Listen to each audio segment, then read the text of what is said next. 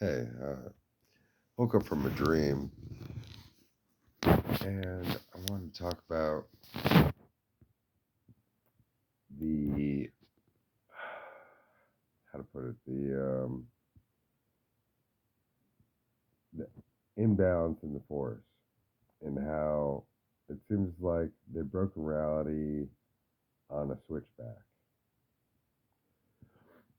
And I was shown Saint Francis of Assisi, which his story is basically it, like his family wasn't rich, but you could say they were like middle class. And so, in order to, I'm summarizing my own words. It's been a while since I've heard the story, but so then, in order to put honor on his family or whatever, like his father gathers up all the money to get a horse and whatever he needs to go to college, basically to be a knight. And then he goes off to war, and then all of a sudden, God, a vision of God comes to him and tells him, "Hey, to sell, give all that shit away." And then his dad's really pissed off, like you dishonored us. And the Pope or whoever steps in and says, "Oh wait, this one's special. Like, they don't mess with him." And then he gets taken in by the church. Well, that's the story in one way, but that's only half the story because he's trapped in his ignorance and is taken in by the church. And God's for all. And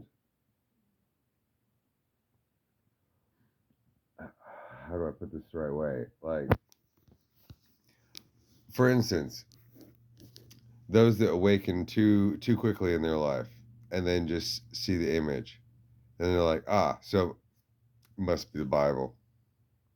And that's exactly like the hypocritical. That's the story of it backwards. Of, oh, gave you all this stuff.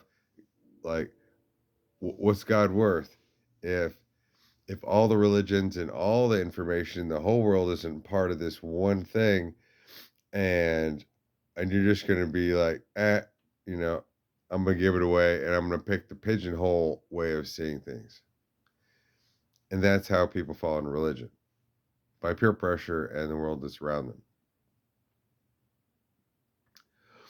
When the cosmic viewpoint is so much greater than that, so much simpler, and so much more expansive. That's why the term, in a sense, Christ consciousness, just has to do with that seed of seeing the image. But what is the image worth? That's if you saw that, then that's not it. That's the minimal of it. And they spun the rest of the story all around that in order to capture everyone's soul, in order to captivate everyone's mind, in order to steal the life force and to keep everybody in a box. I'm sorry, I'm so sick, so I'm stuffy. When or to have somebody imprisoned by their vows, like before you knew better, oh, you vowed yourself to this or that group, and then you wake up and then, oh, now you can't get in, or you can't get out, and you're a slave to our gang because you promised. And so all of your life's work after this point belongs to us. And that's an old world methodology of, of the mafia. That if, at the age of 20, you join this order and then you see the image, then all of the work that you create after that point belongs to that order and has to be of that likeness. And that's very old world, and that's exactly what's kept all of us apart since the beginning, where it's all of those, and it can be anything. But if it keeps us apart and it keeps us in desperation and in wars and in hatred and picking and choosing colors or sides uh, or directions on the compass or specific hours of the day of that belong to certain things, then that's a very limited viewpoint that is negatively affecting each of us. The act of growing keeps us in both a survival mode, in a positive sense of the ego, and protects us by choosing the easy path, which is the path of limitation and knowing exactly who we are, but in in the confines of a group or a way of being, then that closes off the ego at the same time as placates it like a drug, where we're comfortable and easy come easy go, right? So then it doesn't really matter at the same time as, then that's something to fight for because I have people that agree with that. But we all know that the more popular something is and the more that everyone agrees with a certain way of being, then the less likely that that is a high spiritual truth. It's a fad. Even if it's a 10,000-year-old fad, it's still a fad. It's a limitation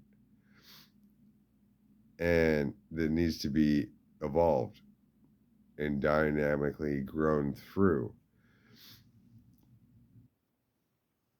where everything comes back to the story of, the Christ avatar. But there's zero people that can prove that he ever lived. But the book itself proves that he did not. The book itself proves that he did not, in his very own words.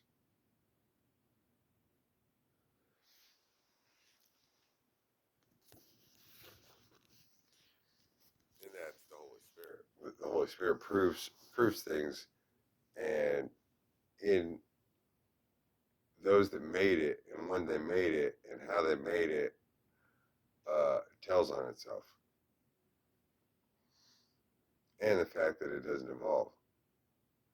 It's a stone. It's a stone cut into time to weigh down consciousness until all people can get past the lie and find themselves to themselves.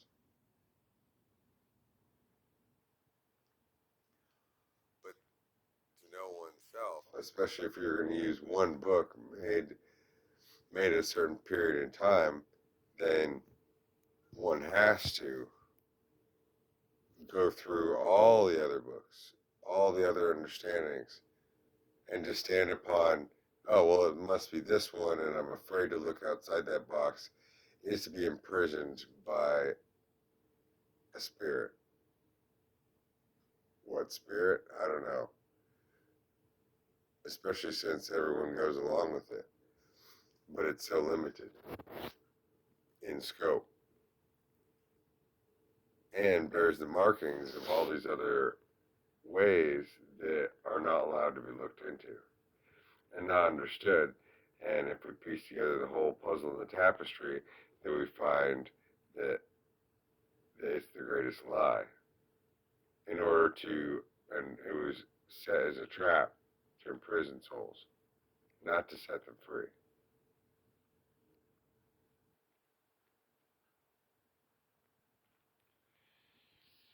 I believe there was something else, but I can't think of it at the moment.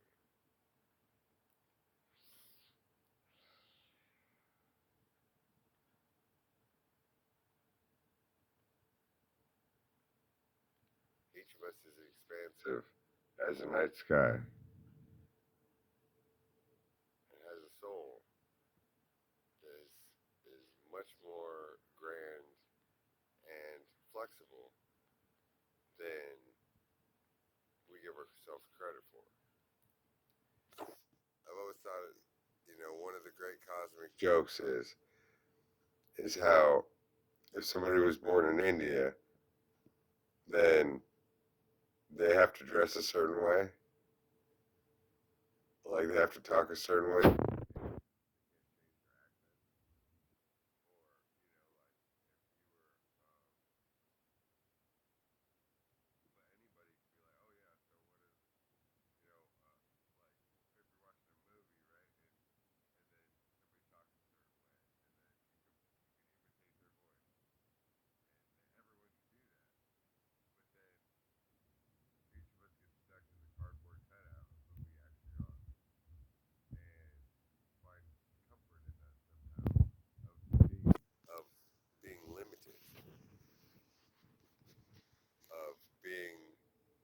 flat, basic version of ourselves, and only being able to get out of that if we're playing a character.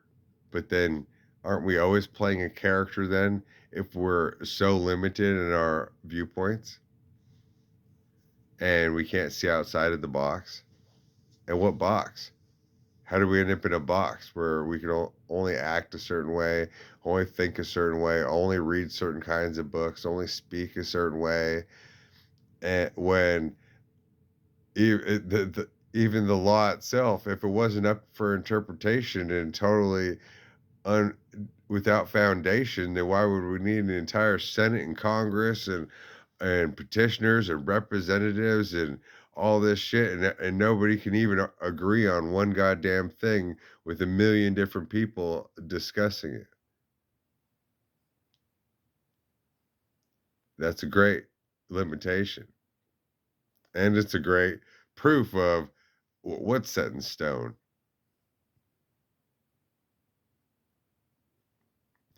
If something was as clear as night and day, then um,